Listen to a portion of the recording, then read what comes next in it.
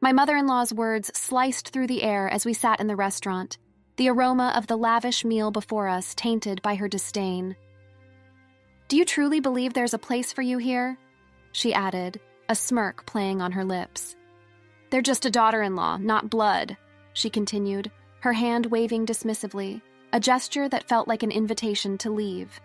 Anger coursed through me, making my hands tremble as I pushed back my chair to stand.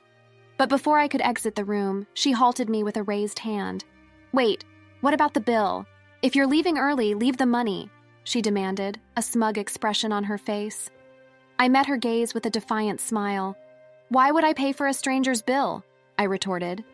"My name is Maya, a 29-year-old office worker.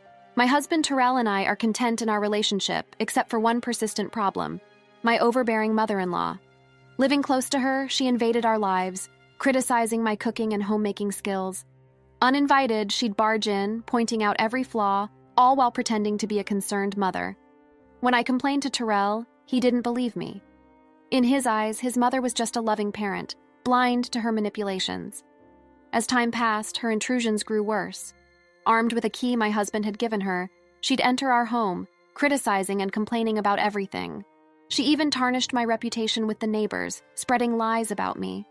I pleaded with Terrell to move away, but he remained indifferent, busy with work. Then a turning point arrived. His successful project led to a promotion and a significant salary increase. Seizing the opportunity, I suggested expanding our family. Now that our income has grown, perhaps it's time to think about having children, I proposed, hoping this positive change might finally open his eyes to the toxic presence of his mother. I thought it was a good idea, but if we're considering having children, I prefer to live in a more child-friendly town. There are very few child care centers here, and there are no parks for children to play in. Isn't it time for us to move? Finally, my husband gave a positive response about moving, and I was happier about this than the news of his promotion. However, that feeling didn't last long. The next day, my mother-in-law came over as usual without any notice. I was fed up, assuming she had come to nag again, but something seemed different this time. I've decided to celebrate my son's promotion, so I've reserved a restaurant. It's a very expensive place, but it's elegant, the food is top-notch, and the staff's attitude is wonderful. It has a great word-of-mouth reputation, she said, inviting me to join. "That's nice, good for you," I replied, trying to be polite, although I was as unfriendly as ever. "Well, never mind. I want you to come to this restaurant too. Please come," she insisted. "I'll check my schedule, but it's probably impossible," I added. "Don't say that. We'll be waiting for you," she insisted. Even though I answered that way, she just smirked and left. Until now, she had been excluding me, but now she was inviting me and saying she'd wait. There must be something going on. When I asked my husband when he got home, he said he had already told his mother that we would go together. She had reserved that restaurant for us, and he was looking forward to it. "Do you feel the same way, Maya?" he asked. "Sorry, but I'm not looking forward to it. I don't know how much money it will cost at such an expensive place. I don't want to go. Just say I have urgent business and enjoy yourself," I replied, feeling apprehensive about the situation. "Why are you thinking so negatively? Besides, it's not just us going to the restaurant. My brothers are bringing their wives too. It would be bad if you didn't come with the whole family," my husband insisted, excited about going to a fancy restaurant for the first time. Even though I didn't want to, I felt compelled to comply. My words no longer reached my husband if he believed my mother-in-law more than me. I decided to record her harassment with a voice recorder I bought online. She was probably planning to harass me at the celebration too. I would record her voice and play it for my husband. If he still defended her, I would divorce him. With that decision, I felt a bit better. Still, the day to meet my mother-in-law at the restaurant was depressing, and I kept sighing. I hardly knew my husband's brothers, having only met them at the wedding, and I had no memory of talking to their wives beyond greetings. Hey, did you love and enjoy the story? Take a moment to like and subscribe for more. When we arrived at the restaurant, the waiter led us to a large room where my mother-in-law, the other son and his wife, and the third son and his wife were already seated. The lavish spread adorned the table with just one vacant seat. My husband, puzzled, tilted his head in confusion. Did the waiter make a mistake with the number of seats? He wondered aloud. "I'll go ask. Everyone, start eating," he said, leaving the room. The moment he stepped out, my mother-in-law stood up, her expression twisted into a sneer. There's no seat for you. Why should I invite a stranger who just married my son to a family celebration? She said, her tongue dripping with disdain. So, I'll give you a choice. Show your sincerity and be accepted as family, or leave and never show your face to me again. Choose now. I'm leaving, I answered without hesitation. My mother-in-law was momentarily flustered. Did she think I would beg her to recognize me as a family in this situation? No way. Listen to the end. If you pay the entire bill here, I'll recognize you as Terrell's wife. You must be frustrated being treated as a stranger, so pay up and become family, she demanded. I told you I'm leaving. Why should I pay for someone else's family's bill? I retorted, turning my back on her. My mother-in-law slammed the table and shouted, Don't you get it? I'm offering to make you family. Are you okay with being a stranger? Pay up! No, I'm fine being a stranger. Since I'm a stranger, I won't pay for your meal. Goodbye, mother-in-law, I said, and I left. She chased after me, but by the time she reached the entrance of the room, I was already at the exit of the restaurant. When I got home, thinking I'd email my husband, he returned within 10 minutes. The waiter said the reservation number wasn't wrong, and my mom was causing a scene, he said. It seemed like my declaration that I was fine being a stranger had also said something about the eldest son's wife and the third son's wife. They had previously fought.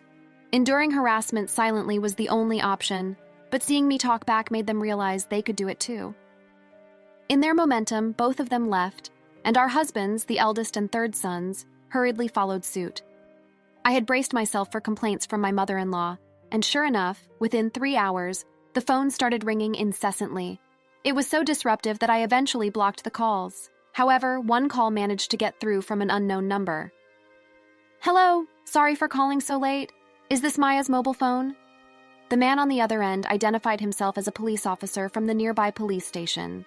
He informed me that after being left alone, my mother-in-law had tried to eat what she could and subsequently attempted to make me foot the bill. Later on, however, the restaurant staff, already disapproving of my mother-in-law after the earlier disturbance, declined her request. They believed I wouldn't return to pay after leaving in anger. Ignoring all her calls, my mother-in-law was then suggested to pay by card, but she lacked a credit card and hadn't brought enough cash to cover everyone's meals. In a desperate bid, she tried contacting other family members to cover the costs, but no one responded. Frustrated and cornered, she started yelling, blaming me entirely for the situation.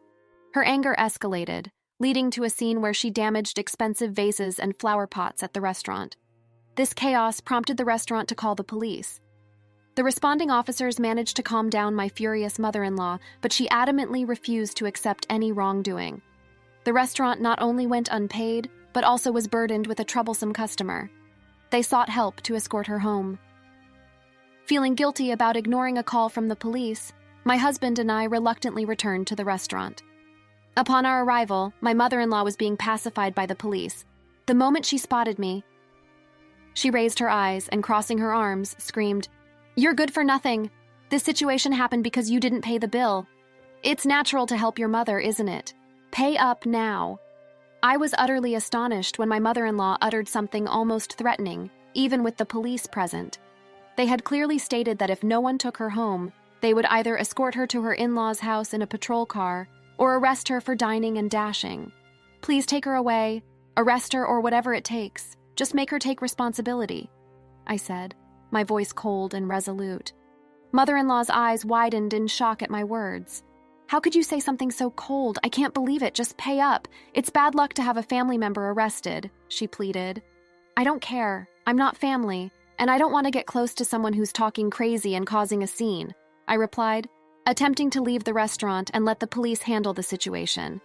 However, my husband, who had remained silent all along, glared at me. I understand that what was said and done to Maya was terrible, but is it something bad enough to be arrested for? He questioned, defending his mother. You're missing the point. She's in trouble with the police because she dined and dashed and caused a scene at the restaurant. I have nothing to do with it. Or are you saying that I'm the one at fault for not paying for 6 people's meals even though I didn't eat? I retorted. My husband fell silent but walked past me toward the police and the restaurant staff. I knew what he intended to do. Anticipating his actions, I called out to his retreating, "If you're going to pay for her meal and compensate them, we're getting divorced. Think about that." My husband didn't respond to my words and silently took out his wallet. I sighed and left the restaurant, walking the familiar road back home. I started packing my essential belongings, preparing to leave. Just before the date changed, my husband finally returned. Mom's not getting arrested.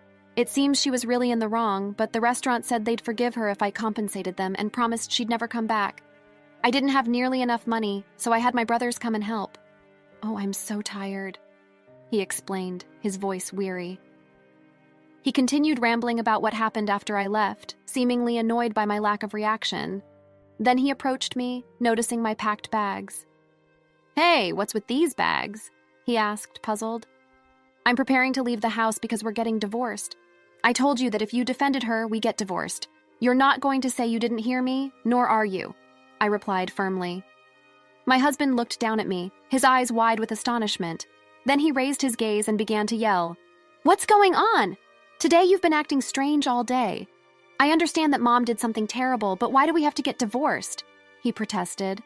"I've told you I'm being harassed, asked, and even with evidence and other people's testimony, you still choose your mother, who was almost arrested over me. Is it strange that I want to divorce someone like that? I've had enough," I said, resolute. My husband continued to say various things, but it all went in one ear and out the other. I prepared to leave the house and made preparations for divorce. The next morning, I immediately went to get the divorce papers. When I signed and handed them to my husband, he made a big fuss about not wanting to divorce. However, when I mentioned involving a lawyer, he reluctantly signed, and I submitted the papers right away. Finally, I was able to return to being a stranger.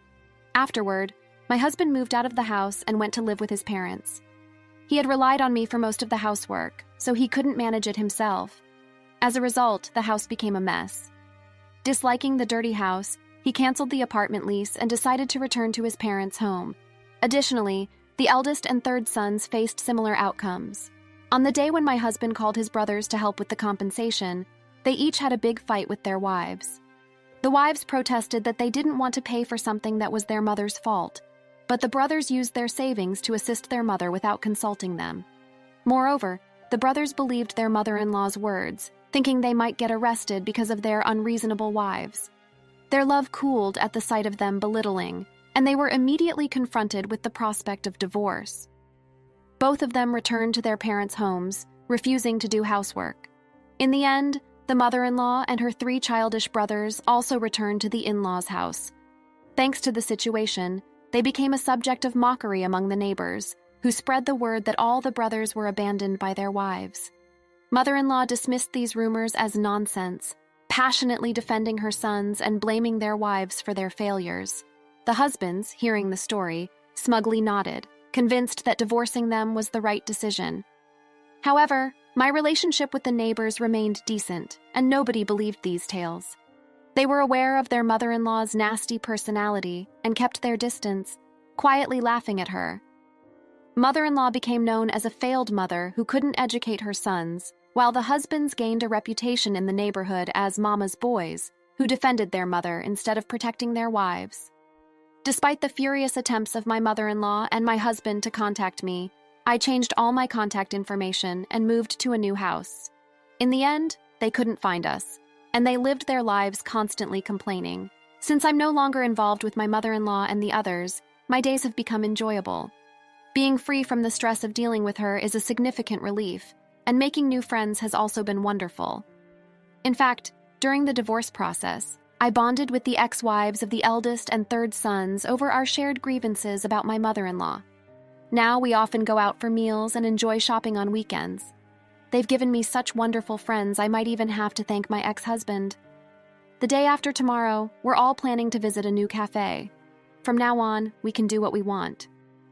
It might sound obvious, but it feels more liberating than ever before. I want to lead my own life without getting involved with such toxic people, and I am genuinely grateful for the friendships I found. I believe I would still be living alone if it weren't for them. The reason I'm not lonely now and the reason I can live happily is all thanks to them. I'm truly thankful, and I hope this relationship continues forever. Did you enjoy the story? We'd love to hear your thoughts. Thanks for watching, and don't forget to leave a comment and subscribe for more content like this.